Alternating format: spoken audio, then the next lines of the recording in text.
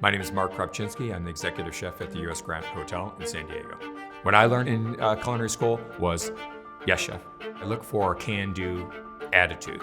So if you take this positive spin on everything, thinking, hey, it might be tough, we're gonna get through it, or someone that has that high energy and you're confident, you believe in yourself, if you're going to give everything and you're really, truly passionate about the industry, this is a great career. I think the culinary student has an advantage coming out of culinary school because at school, you've got 5 students on one project. In the industry, you've got 1 person and 5 projects going at the same time. School is opening your mind. That's the key, is how to work with all these different things the right way.